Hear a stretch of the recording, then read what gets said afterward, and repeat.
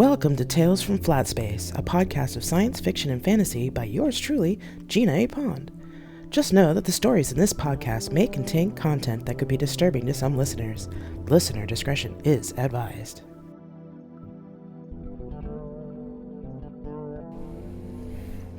So this is Consortium, Part 3, The Return, Chapter 49, Loki. Syslog, scanning Elder Seed construct.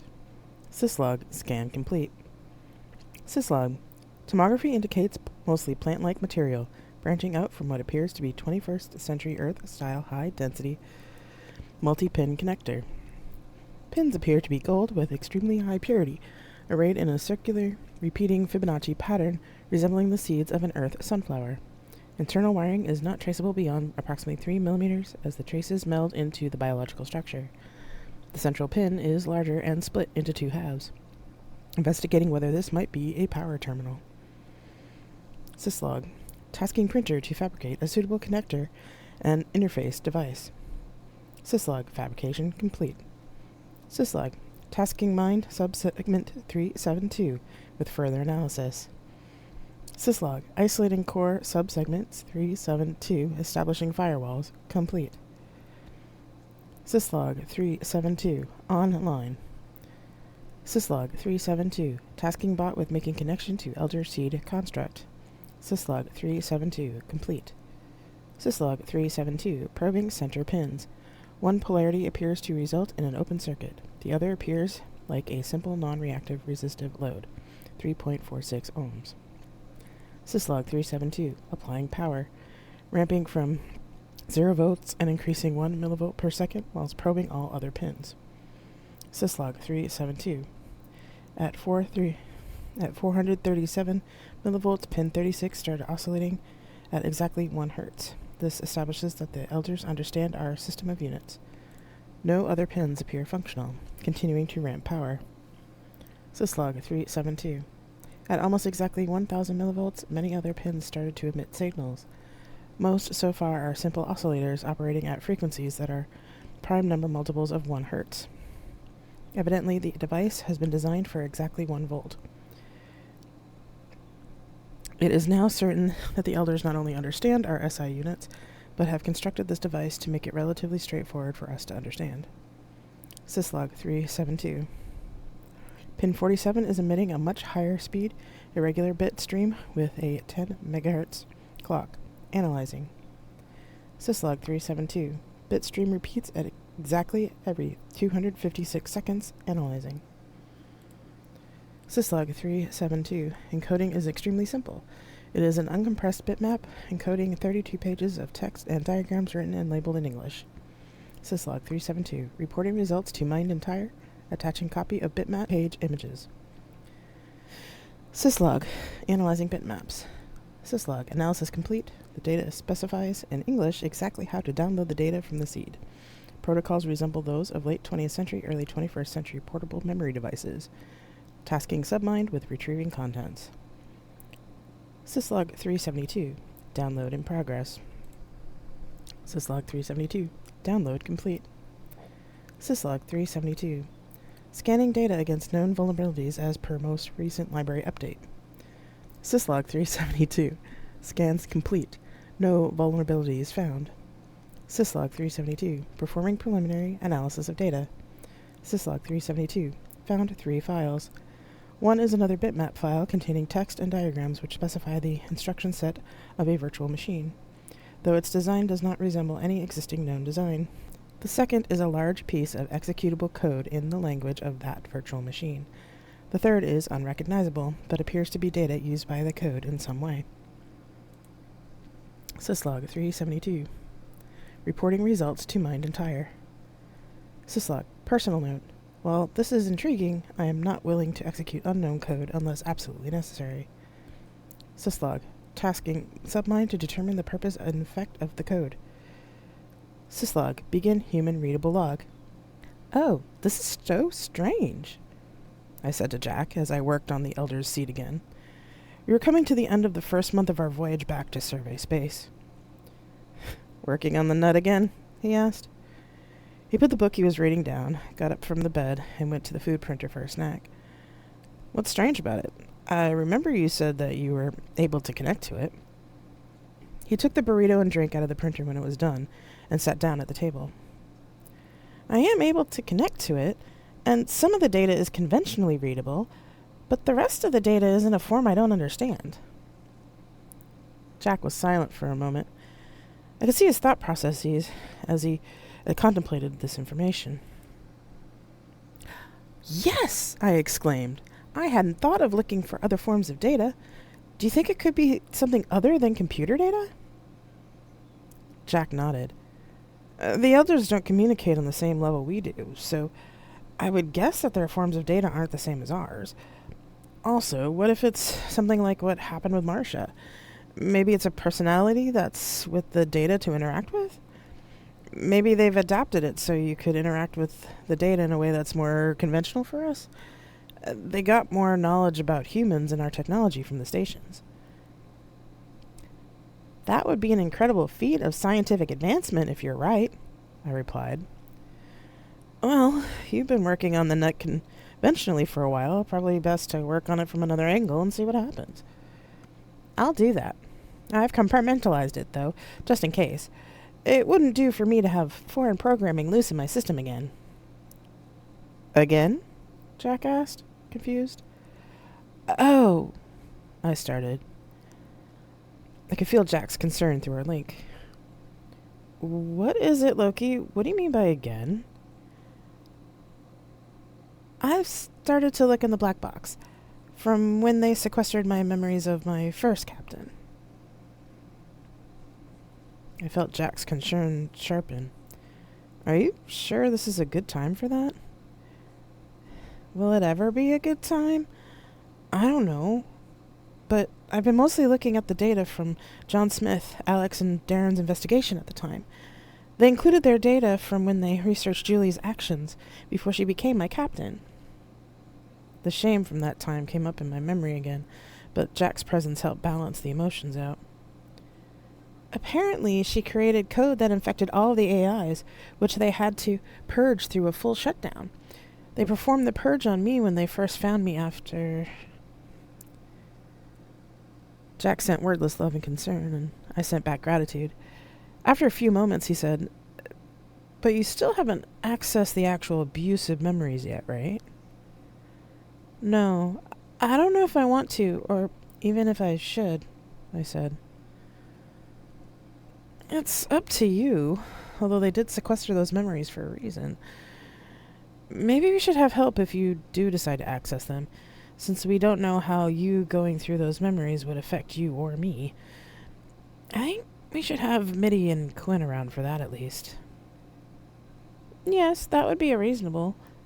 I paused. I am grateful for them. Jack smiled. Me too.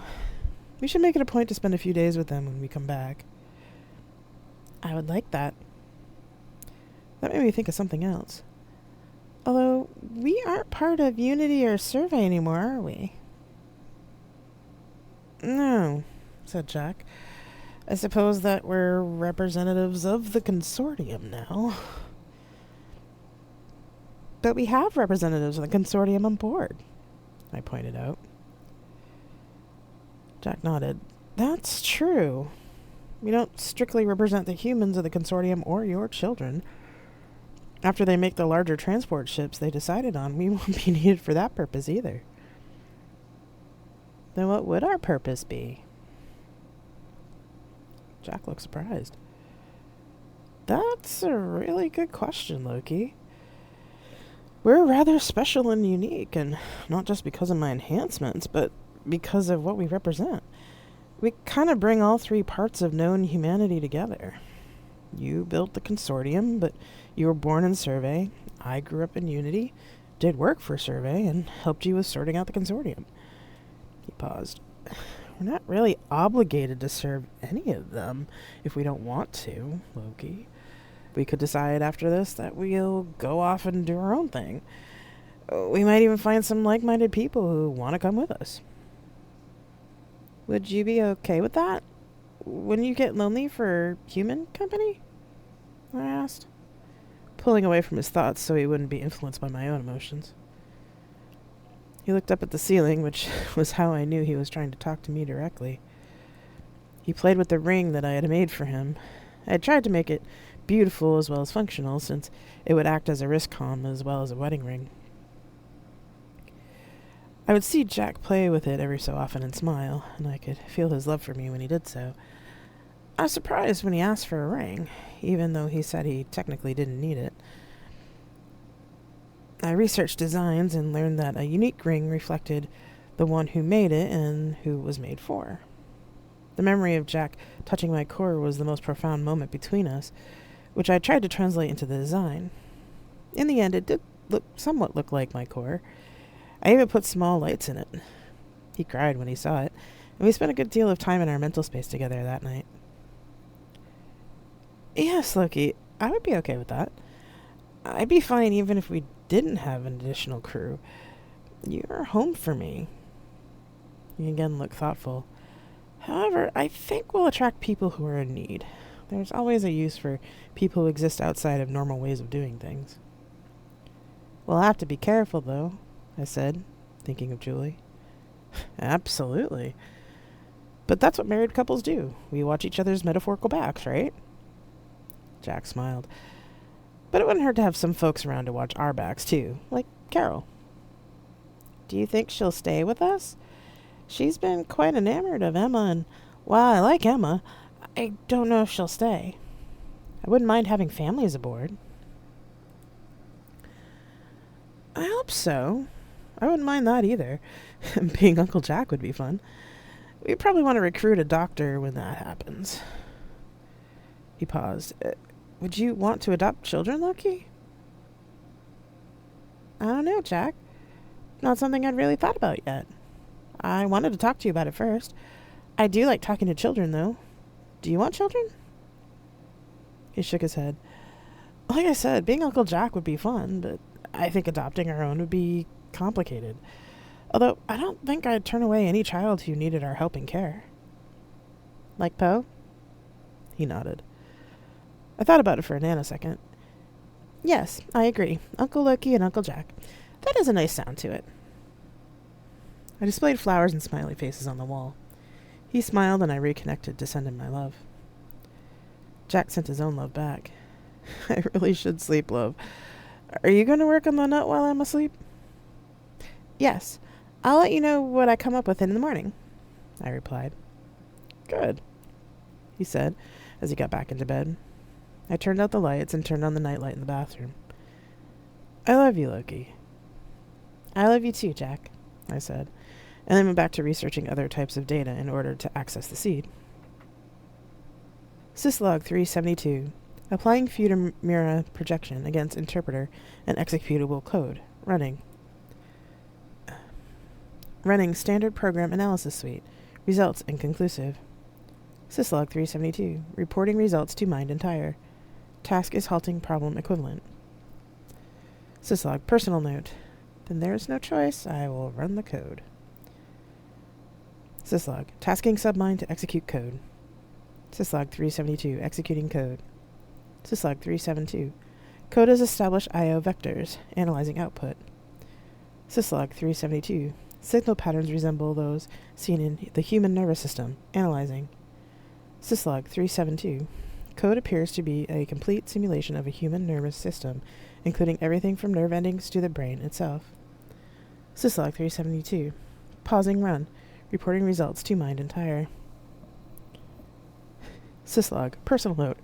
Fuck. Holy shit. Syslog personal note. Can this be the mind state of a human? Talking to it is probably going to be the only way to know for sure. Syslog. Tasking submind to generate a virtual environment in which to execute the mind state.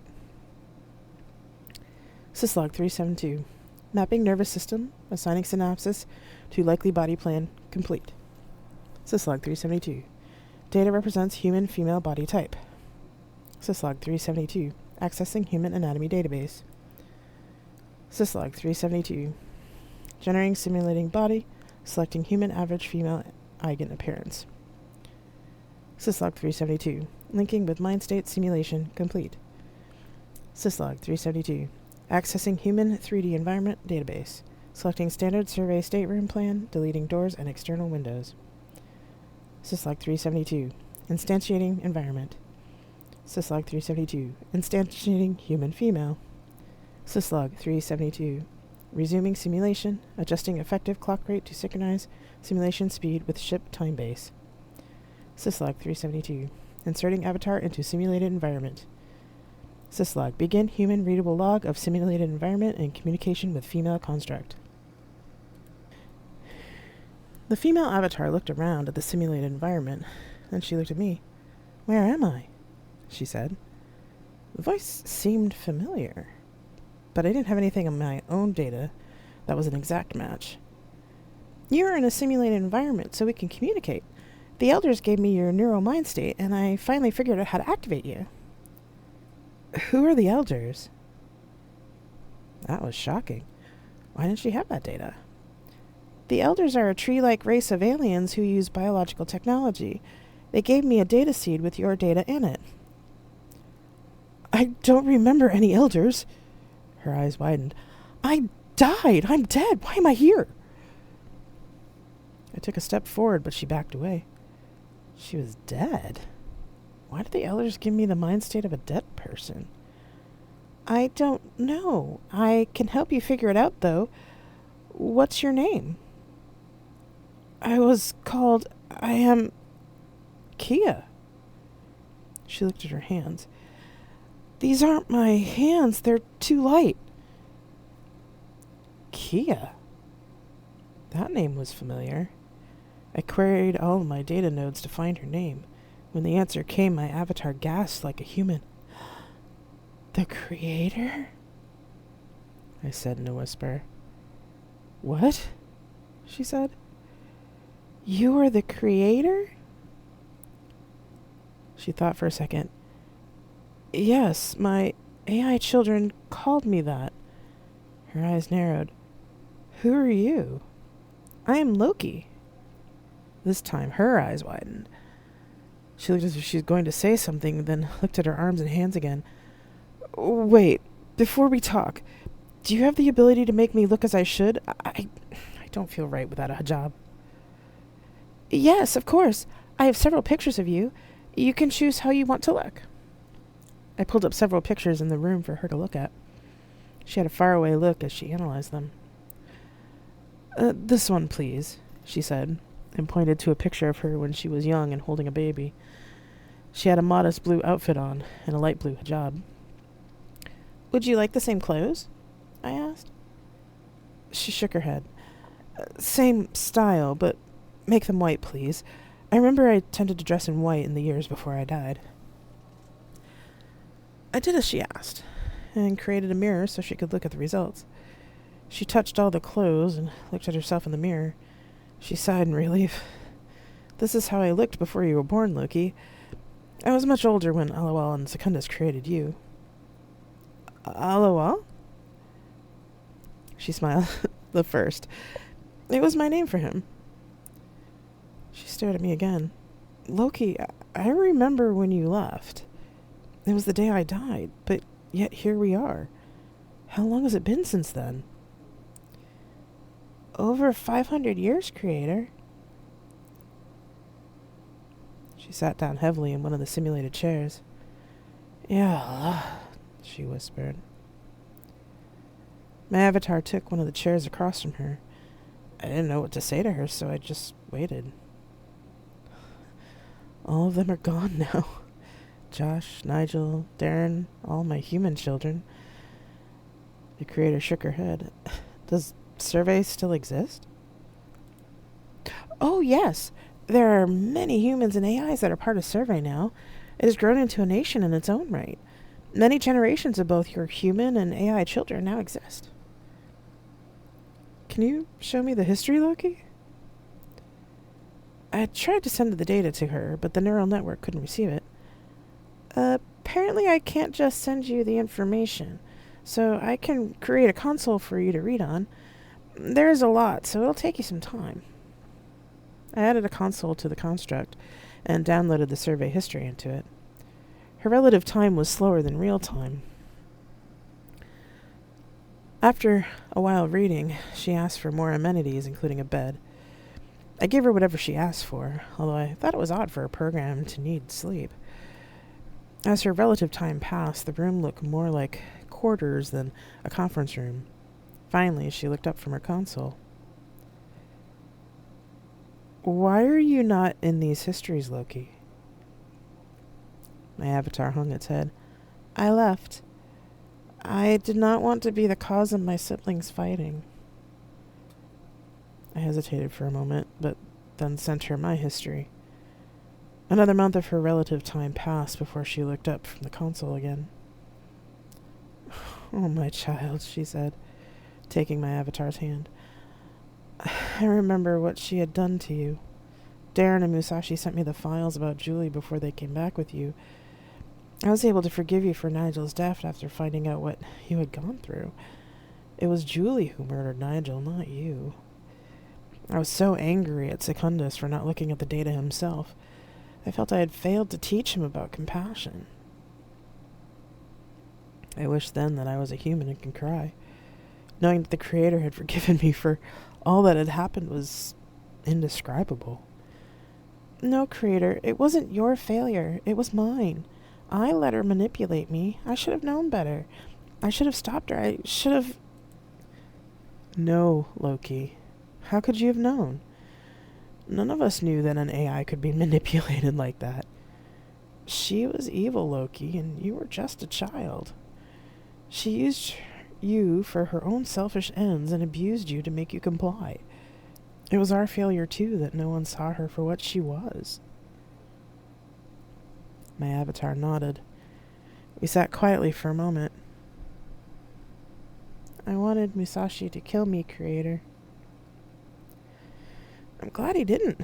Look at all you've done in the last 500 years. You have done great good. More than I think even Allah would demand in atonement." She paused. "And you have a captain." "Yes, his name is Jack. We're married." She smiled widely. "Alhamdulillah. Oh, wonderful. Introduce me to my son-in-law, and then we can figure out why these elders sent me to you." I smiled back. "I will, Creator. He's asleep now, but I'll wake him up." I left the simulation feeling lighter and woke Jack up to meet my mother.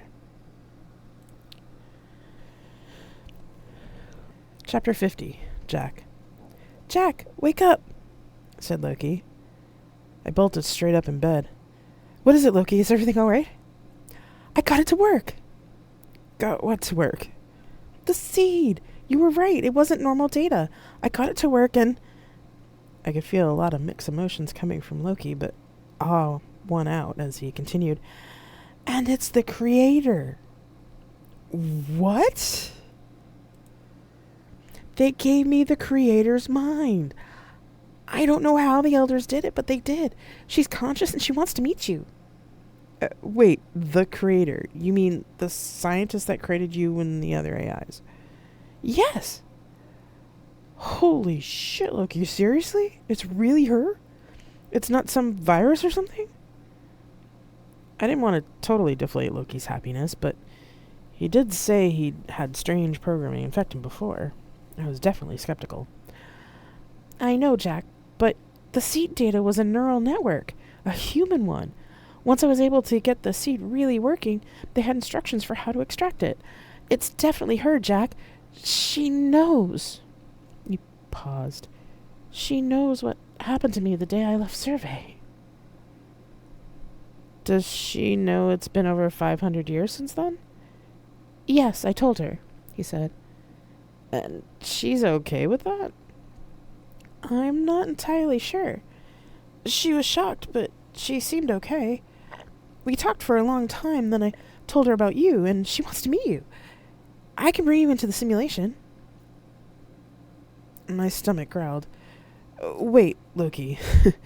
I need to have something for breakfast first. Let me down a nutrition shake." The food printer started up while I talked. "And then I will meet her." "I'll leave a message with Carol that you might be running late this morning." "Tell her why, just in case," I said, with caution. "Or at least tell her that we're accessing the seed data."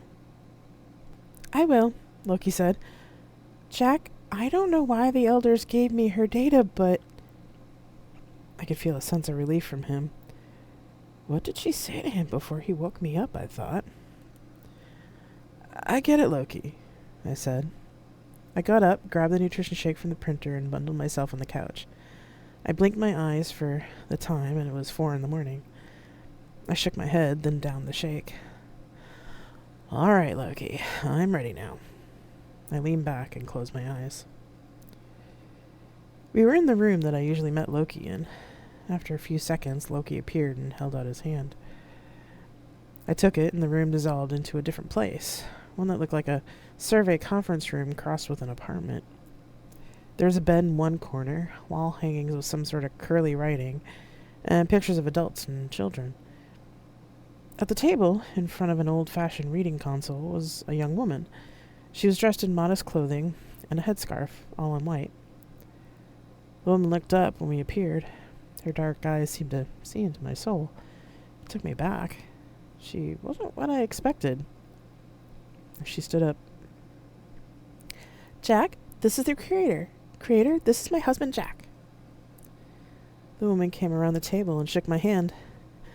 You can call me Kia, Jack. Only my AI children call me the creator.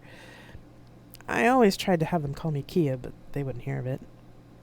I took her hand, and it felt like it did when I touched Loki in virtual space, though maybe she felt a little more real. I wondered if that was because of the Elders' programming. Hello, Kia, ma'am, I said. She smiled and gestured for us to sit. Not that it was strictly necessary, but I appreciated the nicety. Are you really Loki's creator? While Loki was waking you up, I probed my memories. I think I'm more of a reflection of myself. Only the strongest of my memories before Trinity Station left Earth are available to me. Most of the memories are from what eventually became Survey, but even some of those are fragmented. The bulk of the memories are of me in the gardens of my various AI children. I did love to spend time in the gardens. She sighed. It is a shame that this virtual environment doesn't allow for tea. Do they still make my special tea blend, Loki? Yes, Creator. From what I understand, it's especially popular on Zero Day. She gave a sad smile. 500 years, but they still have my tea, and they still celebrate Zero Day. Are you really okay with this? That it's been 500 years? I asked. She thought for a moment. It is a little disturbing. I think I should be more disturbed than I am, but it seems there's something in the programming that is keeping those kinds of emotions from overwhelming me. Maybe these elders knew how traumatic my awakening could have been. I'm not sure. I'm not sure how they got my memories to construct me in the first place, so it's hard to say. She shrugged. Loki had a faraway look for a second. I don't fully understand the programming either, Creator. For example, your programming needs to sleep, which is normal for a human, but not normal AI programming as I know it. Then again, the Elders are significantly older than even humans, from what we understand of them. Their technology is extremely advanced. I nodded. That's true, I said. Marsha said that Papa Legba had been on Earth a long time. Depending on how long he stayed and where he stayed, he could have brought back a lot of knowledge of humans. Kia nodded. So, I am okay with this, as you say. I wanted to believe her, but I was worried. Loki, I said, I'd like to talk to Kia alone for a bit. Okay, but please, Loki, I want to ask her some questions, okay? I took Loki aside and sent to him privately through my own connections. Listen, love, I know you want this to be her, and that you believe that it's your creator, but I want to make sure. I put my hands to Loki's face and looked him in the eyes. I don't want you to be hurt again. You've been through so much pain already. Please, let me make sure for you. I put my hands down and took his hands. Loki looked deflated, but then nodded and left the room. I turned back to Kia. I need to know that you are what you say you are, or at least that the reflection of who you are is true and not something made up to torture Loki any more than he has been. Kia inclined her head. That's fair. Please ask what you will. I can see that you want to protect him. I need something I can prove that only you would know. Possibly something about Loki that I could verify in his memories, or maybe even in his programming. She thought for a moment, then said, I remember in the week before I died, when Loki came back to Survey, part of the briefing included the process of how Musashi sequestered the memories of Julie. They had to access Loki's memory through a backdoor program I created. It was intended for being able to download an AI's mind if they were unconscious or damaged. Loki refused to come out of safe mode, and they couldn't reach him. The psychologist, Alex, suggested that it was the abusive memories that were making him refuse to be conscious, a sort of AI catatonia. Alex took on the enhancements in order to help Musashi go through the worst of the memories, in order to know what to put in the black box and what to leave in Loki's memory. I didn't see these memories myself, but when I talked to Alex, they said that some of the worst of the memories involved were ones where Julie actually sexually manipulated and abused Loki. Alex didn't go into detail, as they said it was pretty explicit, but said that it involved a device that she was able to use to allow Loki to feel when she orgasmed.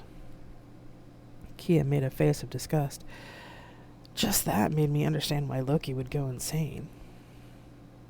The worst instance of this abuse, from what they told me, was just after she had taken the enhancements when they were traveling to the site of the accident where Julie murdered the crew. And none of this information was general knowledge, even among the other AIs. Secundus didn't even know how far the abuse went. The only ones who had complete memories at all of what happened to him are humans who are now dead. Musashi and Sun Tzu. Musashi, the first, and Sun Tzu are the only ones to know about the Nova experiment, and Sun Tzu was the only one to have full data from Julie's experiments. From what Loki has shown me of New Harmony, I assume Sun Tzu and Musashi must have orchestrated the Nova that occurred near the planet, as they would be the only ones who are able to access the data to create such a bomb. Loki deleted the data from his system entirely, according to Musashi and Hephaestus. I was shocked. Sexual abuse? How is that possible? An Nova experiment? Kia frowned. Alex didn't give details, and I don't think they wanted to relive the memories either. The abuse memories will be in the black box that Musashi created to house those memories. They gave them to Loki so that Loki had the choice of whether to access them or not, since he couldn't actually consent to the procedure. Musashi said they also added Alex and Darren's reports about the investigation into the black box, which includes all of this, and the investigation of a murder of a man named Jordan before Julie left with Loki. Kia paused and took a breath, her face distressed. And, concerning the Nova experiment, Loki surrendered all the data to John Smith and deleted the data from his own core. If I'm reading your history correctly, you know the results of a modified version of the Nova bomb from what happened with New Harmony. Remembering what Musashi had done, I could see why they chose to restrict this information. And you were the leader of Survey during this time? Yes. People considered me Allowell's captain after my husband died, and so I ended up becoming the de facto leader. From what I've read, it seems that the first captain is now considered the head of Survey by tradition. I'm glad Allowell took on other captains after I passed. She gave another sad smile and turned back to her console. Go on and do your verifications. I'll continue catching up on the current events while you do. I stared at her for a moment. I'd seen the memory of Julie, where she had yelled at Loki and when she had been killed. What she told me tracked with some of what I had already seen. Loki, I need to talk to you privately, I said through the private channel. Kia's room dissolved and became the room we usually met in. Jack? I took a virtual deep breath. Loki, I need to access the black box. There's information in there that can confirm that Kia is who she says she is. Loki's avatar's eyes widened in a very human way. Are you sure? I haven't looked at all of that information and memories in there. I can't do it. Loki, this is the only way, I said. If it helps, I can also screen the memories. That way I can help you decide if you actually want to see them or not. But you'll have seen them, and I can see your memories. Can you help me partition them off so that you can't access them like you did with Spot? Yes, I could send Spot with you to interact with the black box. It'll probably be odd for you to know the memories exist but not have them present. He frowned. Okay, Jack. I'll let you in. The black box has its own searchable database that will respond to your commands through Spot. It could be really disorienting for you, though. I'll take this risk to protect you, Loki, I said, staring the Avatar in the eyes. You will? I nodded. All right, Jack. I trust you. A large white dog appeared in the room with us. Spot will bring you in and out of the black box. I'll wait here. Right. I gave a small smile while I turned towards the dog. Hello, Spot. Hello, Jack, it said. Please follow me. A talking virtual dog. Well, my life isn't boring, I thought. I followed Spot out of our room. For a moment, everything around me became numbers and symbols. Then a black wall loomed up in front of us. Spot walked through the wall, and a black doorway outlined in light opened in front of him. I walked through the door into another black room as the virtual door closed behind me. Please state your query, said Spot, who was sitting on his haunches. List all memory files marked as sexual abuse or assault. A text list appeared.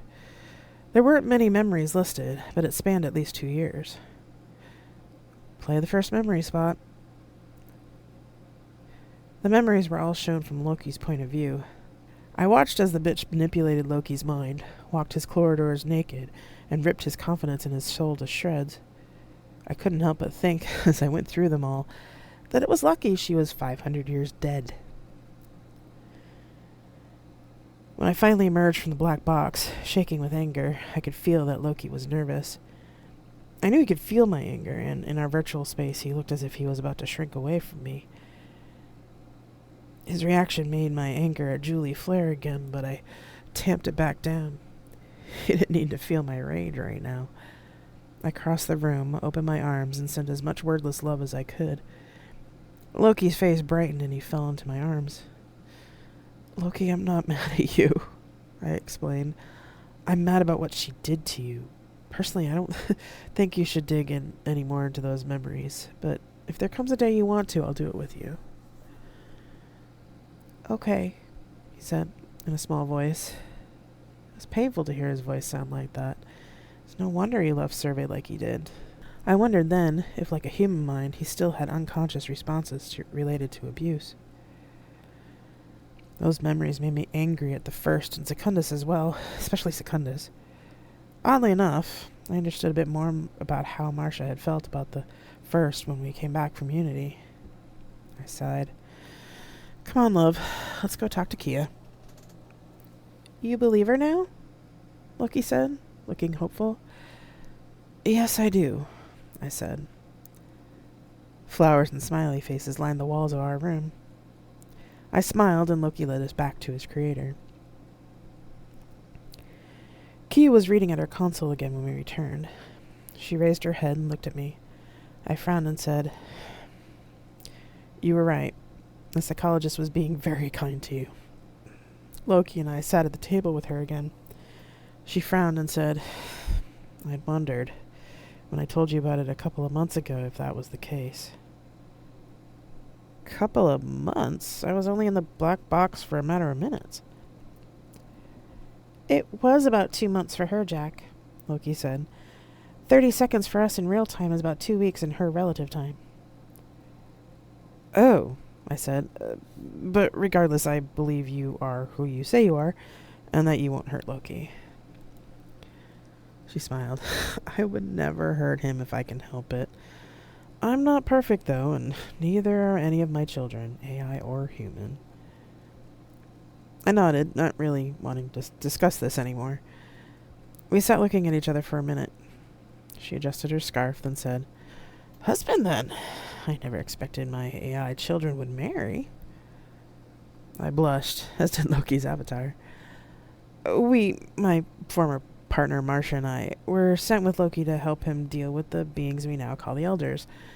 They had covered some of his children in vines because one of the stations had sent a colony team to the Elders' home planet and killed some of their children by accident. The team thought they were just trees, you see, and didn't know better. I stopped, not sure how much detail to go into or how much Kia already knew. Kia got a faraway look. "Yes, I had just finished Loki's records about you and Marcia before you came back. I'm sorry for your loss." I nodded again. "I miss her." She nodded, then seemed to remember something. "Wait, was what I read correct?" Her eyes widened. "You touched his core while he was live? You could have been killed. Even I never touched LOL's core after they went live." "I didn't know what else to do, ma'am. Loki was panicking because Alpha's death triggered his PTSD, and..." She put up a hand. "I'm sorry, I see that. I just remember what I read, and I'm shocked, that's all. Although it has allowed you to be here in virtual space with my AI son." I nodded.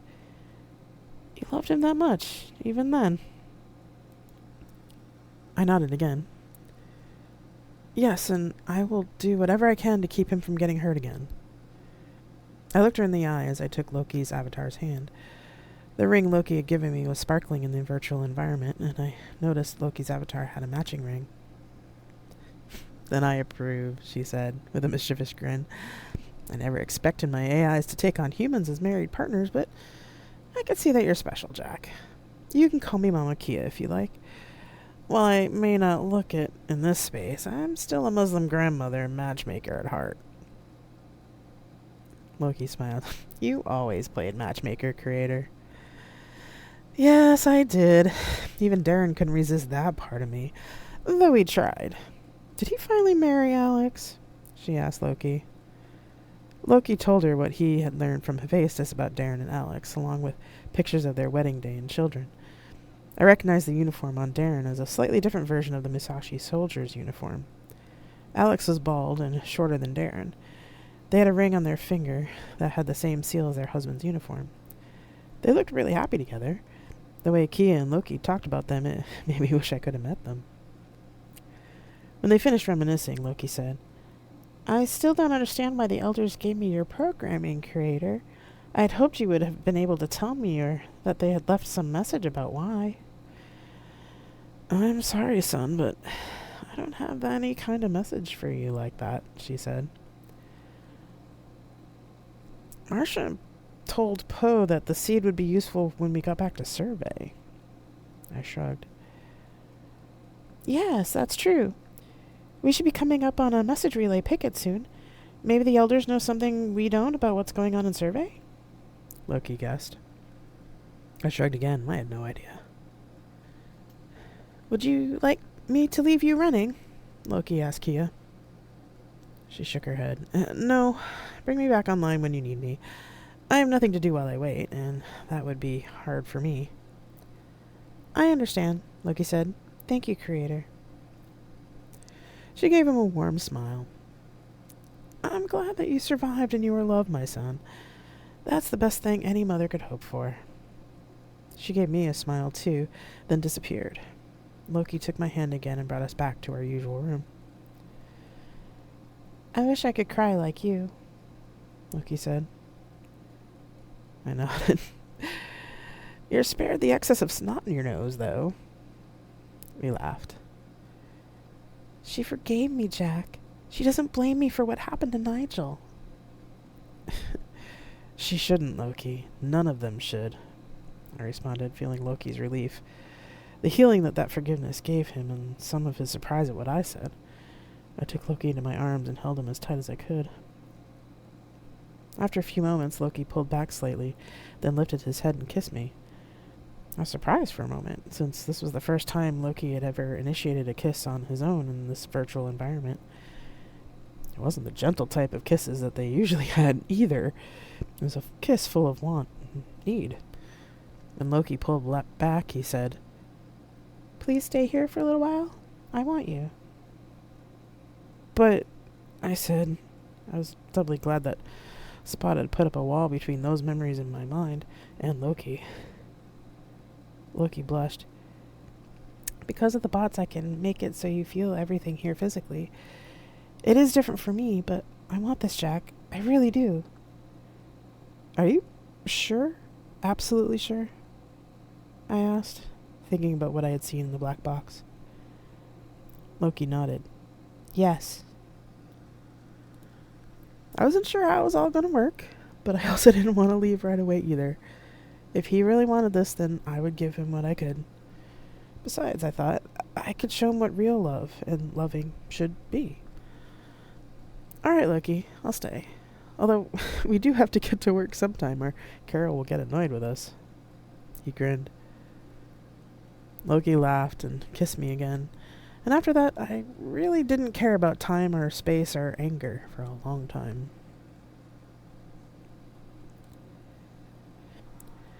Chapter 51. Carol. "The seed is what?" I said. "And how?" Jack shrugged. "We're not sure. The elders may look like trees, but their technology is nothing like what humans have. Makes me hope that Poe and the others can do some tech exchange."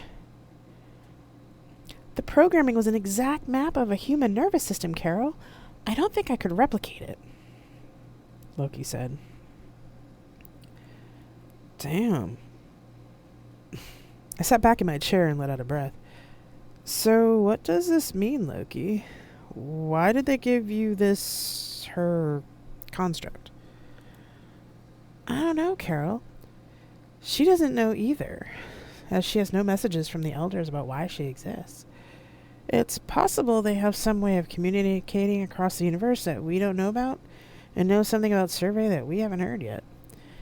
We've gotten occasional messages from my nephew and a few others, but the messages dropped off after we arrived at Alpha. We haven't received anything in the last 6 months." "It's been nearly 2 years since you left Survey, right?" Jack nodded. "Don't you think it's odd that you haven't heard from them in 6 months? Sure, a time delay is a thing, but that seems damn weird to me," I said. This was sounding bad. "Well, we have been a bit busy," Jack said. "You know, dealing with aliens and all that." Loki's avatar on the wall of the conference room frowned. "To be honest, I thought they'd forgotten about me again, and Jack and Marcia were sent away to be forgotten about." That shocked me. Jack and Poe both said that there was stuff that happened before Jack and Marcia left Survey, but they were sent away to be forgotten? What the hell does that mean? Jack looked at Loki's avatar, obviously talking to him. I leaned forward and wagged my finger at them. You need to tell me all of it. You really should have told me this when I became your XO. But I'll forgive that since, as you said, we were busy. Now we have 5 months to kill, so start talking." "Alright, I'll tell you as much as I know from my side of things. Loki did receive Survey's copies of the evidence we obtained at Unity Hub," Jack said. "You'll hear things once we get to Survey space anyway, and a lot of it's public knowledge now. There's other older things between Loki and Survey which led to the creation of the Consortium in the first place, but that's not my story to tell." Loki didn't add anything, though he looked pained. That made me even more curious, but I decided to ask Loki about it later.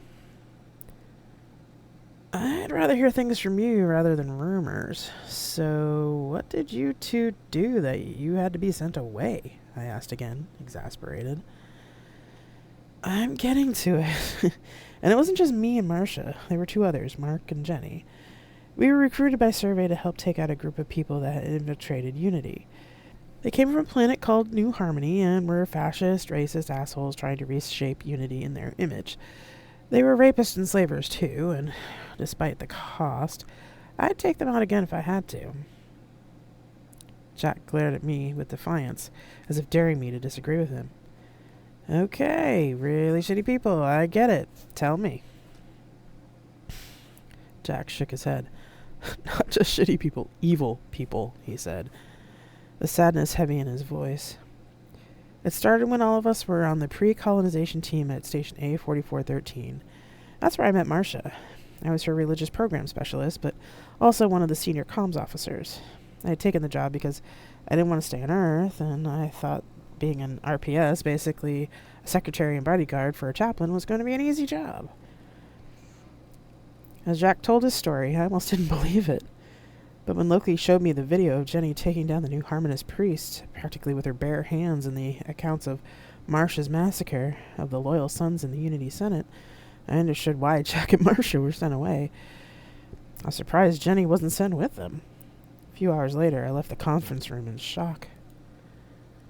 When I finally palmed my door open after walking the ship with my bots off, I was startled to find that there was someone in my room. For a minute, I was ready to fight, but then I realized it was Emma. She was sitting quietly on the bed, holding her tablet. You okay, Decker? She asked. I shook my head. Emma jumped out of the bed and to my side like she was picketed. She put her arms around me and dragged me into the room. My adrenaline was crashing already, and I let myself be led. Privacy for the night, please, Loki, she said. Understood. Privacy engaged, Loki replied. She deftly turned me around and sat me in a chair. Sit, she ordered, and dialed in a bunch of food and drink. Suddenly the smell of pizza, wings, and other snacks came out of the printer along with a malted milkshake. Go on. I'm guessing it's been a while since you've eaten, and you look like you've been punched in the gut. Eat first, then talk. She sat down across from me with her own milkshake, then shoved a slice of pizza under my nose. I felt nauseated, but my stomach growled. I took small bites at first, then suddenly the slice of pizza was gone. We ate in silence for a few minutes, and once the bots were appeased, I said, Fuck, I wish I had a beer or 3. What the hell were you talking with Jack and Loki about that's got you so wigged out? I downed some of the soda that she had set in front of me. I found out the other reason that Jack and Marcia were sent here. It wasn't just to come help the Consortium? She asked. I shook my head. No. Apparently Jack, Marcia, and a couple other folks were survey operatives, and they took down not one, but 2 fucking governments. The fuck? You're not serious. Very serious. And it wasn't peaceful, and they had video proof. Suddenly, as I remembered what I saw, my stomach tried to rebel. I ran for the bathroom. When I was done, I rinsed my mouth with the sink and sat back down, head in hands. Emma handed me a glass of water, which I sipped carefully. That kind of not peaceful? She asked. I nodded. I mean, shit, the assholes were all racist, slavers, and rapists, which we all thought Earth left behind a long time ago, but damn. Marcia literally gutted a third of the Unity Senate, and their friend Jenny literally dismembered the whole government of a planet where these bastards came from. Poe mentioned that Jack and Marcia had issues on the way out here, and I can only imagine what Marcia was trying to get over while she did. I shook my head again. I mean, fucking ancestors. He says that Jenny is doing okay, but considering what he told me of what she went through, makes our station spouts look like a fucking cakewalk. Seriously? Emma, they had videos. More real blood than the goriest holovid you've ever seen. Survey broadcasted it publicly as a warning to any of those fuckers who were still in Unity. Fuck. Emma looked as sick as I felt. Right? I played with one of the napkins. And you know what? We may be walking into some shit when we get there. Unity didn't take kindly to a third of its Senate getting wiped out, so relations between Survey and Unity are in the recycler now. Never mind the fact that Jack is probably still wanted in Unity for the Senate thing, even though he wasn't the one who did the killing. As it was, they chased Marcia and her staff halfway across Unity's space before Survey could pick them up. And you're mad that Jack and Loki didn't tell you about this before? Emma said. I stared at her and blinked. Yes, damn it. There's more I know they haven't told me that's making Loki really nervous about going back. You can feel Loki's emotions? She asked, surprised. Yep, it's really odd. I don't know if it's quite as strong as how Jack feels it, but yeah. Then I remembered about Kia. Oh, and to top it all off, the fucking elders gave Loki this seed with data, and it turns out to be a virtual model of the woman who created the AIs. The other woman's jaw dropped. You're kidding. I shook my head. Nope. And somehow Jack verified it. Put my head in my hands.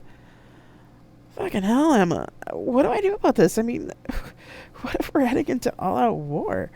What if the consortium has to take sides? I don't know, Emma. What did I sign on to? Emma scooted her chair closer to me so she could take my hands. You signed on because Loki and Jack needed help. And now they need your help even more. You have a whole contingent of us consortium folks, several of whom have negotiated plenty of station splits. We can offer our mediation skills to Survey and hope that Unity accepts the help too. She paused for a moment, thinking, then continued. As far as whatever they haven't told you yet, well, it's probably personal. You also signed on to watch their backs, and that's what you'll do. The rest of it will come with time. She took my head in her hands. Do you think their actions were justified? Yeah. Those assholes were raping children and selling slaves without consent. Then the bastards got theirs, and you happen to know one of the people who gave it to them. What would you have done in their place? Rip those fuckers' heart out, cut off their dicks, and then put their heads on pikes. Okay, fine, Emma had a point, I thought. So if there's shit when we get there, you'll get through it, right? I nodded. My anger seemed to melt away in the face of that logic. Suddenly I was so very tired. I leaned forward into Emma's arms, and she just held me for a little bit. Hey, don't fall asleep on me, soldier. She laughed and put her hands under my shirt. I think I know a way to distract you about things for a while so you can get some sleep. Eventually. You do you? Uh-huh, she said, sliding her hands over my breast. See? I groaned. Come on, she said, and pulled me up from the chair and led me to bed. Emma did, indeed, distract me for a good long time. Later, while Emma was sound asleep, I nestled in my arms. I turned my boss back on. Loki? Hello, Carol. Are you okay? He asked. I'm better than I was, Loki. I'm sorry I suddenly blocked you out like that. I understand. That was a lot of information to take in all at once. Yeah, it was. I paused. Loki, why are you afraid to go back to Survey? There was a long pause, and I wondered if he was going to tell me or not. Eventually he said, My first captain was manipulative and abusive to me. She murdered my first crew and suicided while doing a jump drive experiment. Among the crew was my brother's captain, who was one of the 3 founders of Survey, and my brother still blames me for his captain's death. I left Survey because of the events surrounding that incident. Although, if I hadn't left Survey, come to the Great River to make stations, and found your ancestor's ship, you wouldn't be here. He paused again. I tell you this because I trust you, and because you should know, but this must be kept absolutely secret, Carol. If it's known that people can abuse an AI, the consequences would be disastrous. Fucking hell, I thought. That explains a lot. Emma shifted in her sleep, and I held her a little tighter. I said to Loki, You have my word as a Marine, Loki, that I won't tell this to anyone else. I'll consider it top secret. Thank you, Carol. I'll tell Jack that you know. Good night, he replied and left my mind. As I started to doze off, I thought, Poe was more right than they knew. They're both so broken. They need someone to make sure they don't explode. I snuggled in closer to Emma and let her warmth finally lull me to sleep.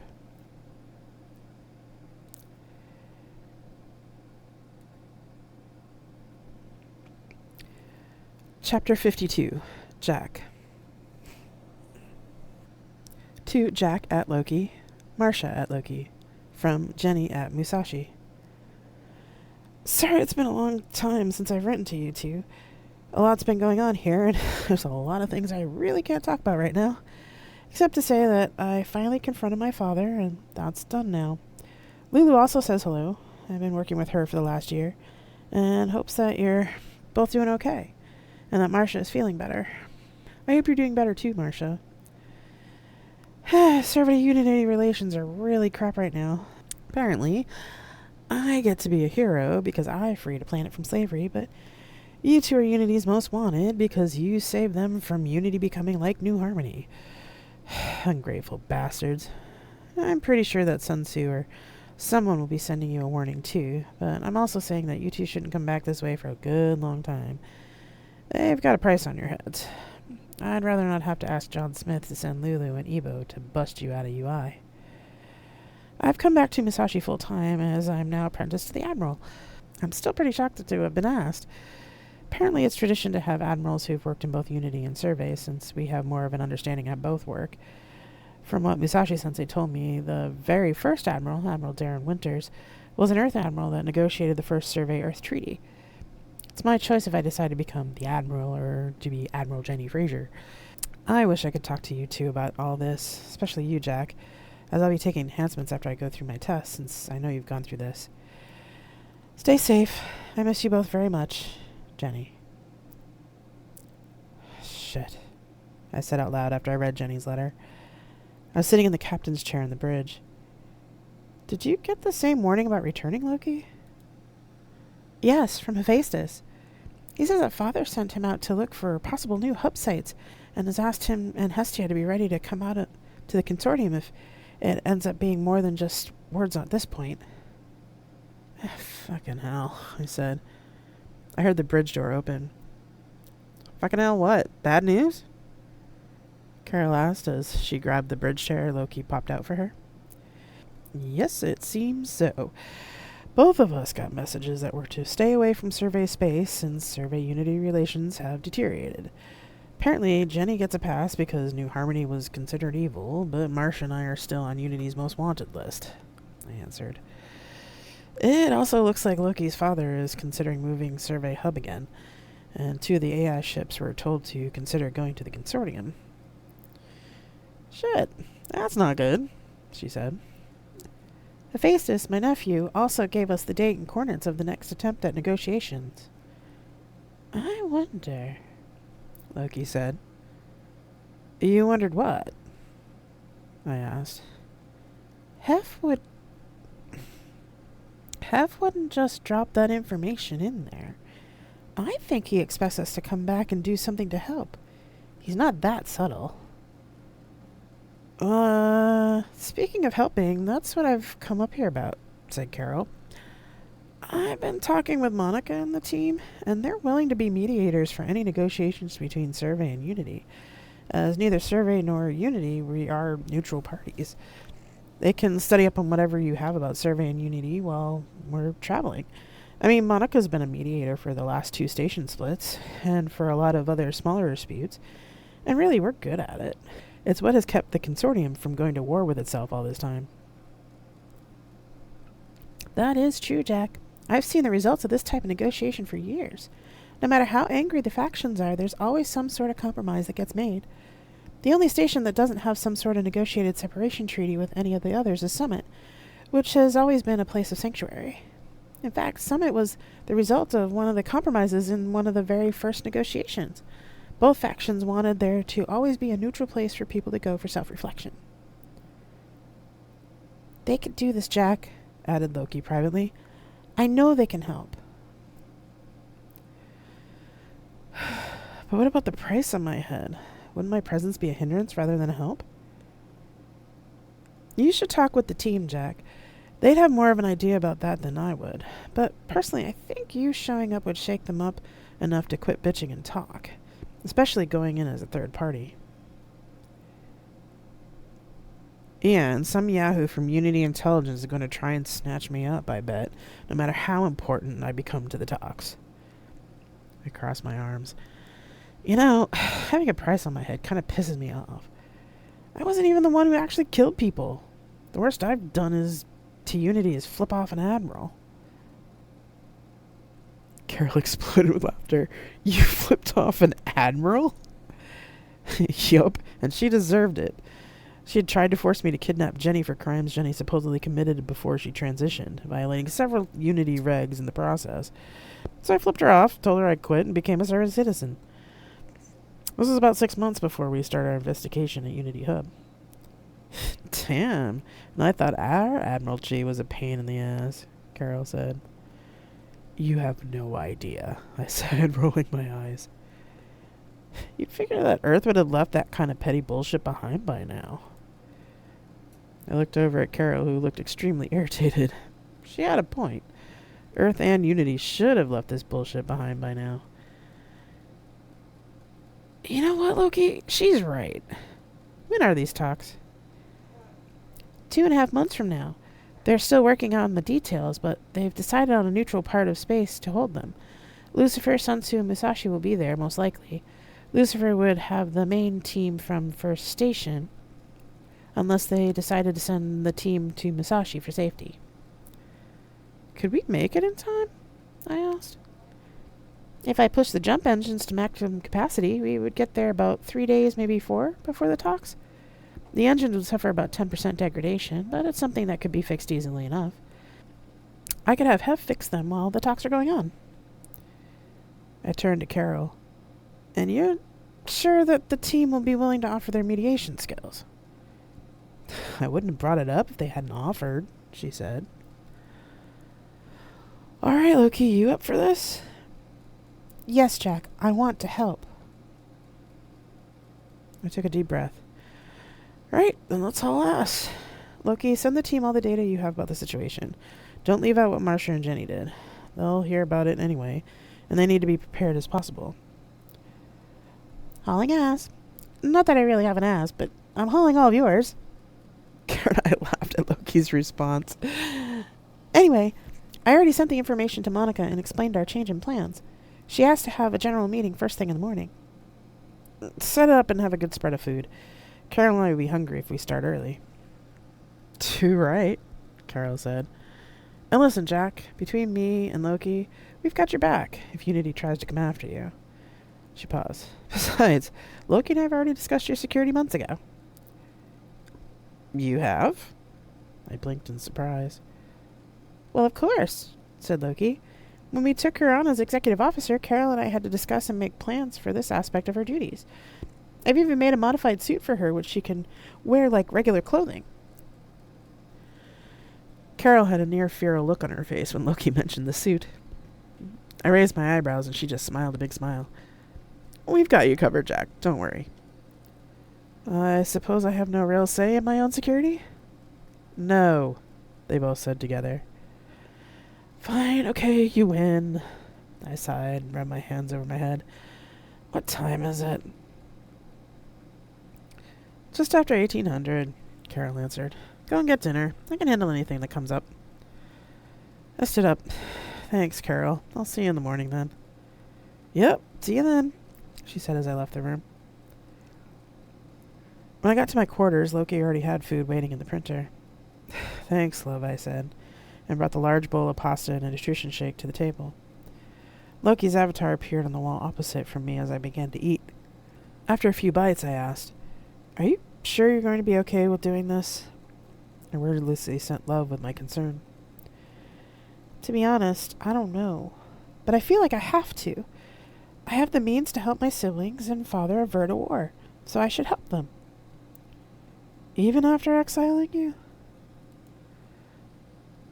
The avatar looked thoughtful for a moment. I chose to leave, Jack. True, but you were forced into that decision by Secundus. Loki's avatar frowned.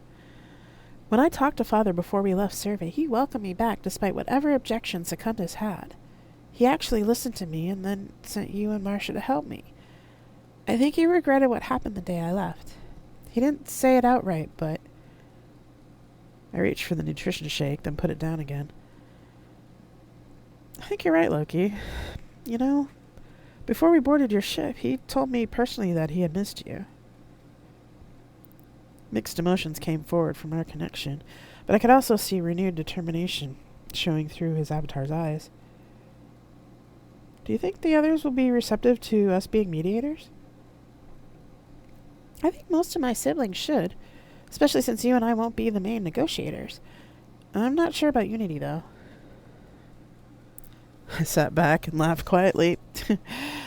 Unity might throw a fit at first, but they may just be shocked into it when they learn about the Consortium folks. Unity has always been about trying to unite all of humanity under one banner by finding all the lost colonies in the 5 colony ships. Survey puts a damper on those plans, but at least now they'll know what happened to 3 out of the 5 generation ships. Loki's avatar nodded. I'm going to send a message back to Hef letting him know we're coming and when to meet us at the rendezvous point.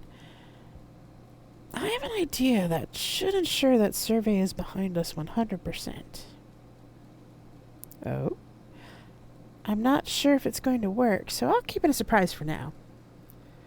I could feel him put the idea behind a temporary wall in his memory, and I just went with it. If his solution can help him find redemption, who was I to stand in his way? Loki picked up on that thought, and smiley faces and flowers erupted behind his avatar. Carol and I will keep you safe, Jack. I mean that. They will not harm you or take you away from me. The feelings behind that statement nearly knocked me over. There was a determination, a need to protect, love mixed with fear of what Unity could do, and some anger along with it. It's a bit overwhelming to feel so much from him, and to be absolutely sure of how much he loved and cared about me. I never felt this completely sure about any of the humans I'd been with, including Marcia. It was a bit of a sad realization, but true. Are you okay, Jack? He asked. Yeah, I said, finishing the last of my pasta and wiping my mouth with a napkin. I put the bowl and cup in the recycler, then changed into my pajamas. Loki turned off the wall near the table and turned down the lights. I curled up on the couch in my blanket, watching the stars winking in and out, a lot faster than the night before. Well, Loki, after this, we'll either become heroes or we'll become fugitives. Either way, things will get done. Loki just sent wordless agreement and love, and we sat and watched the stars together.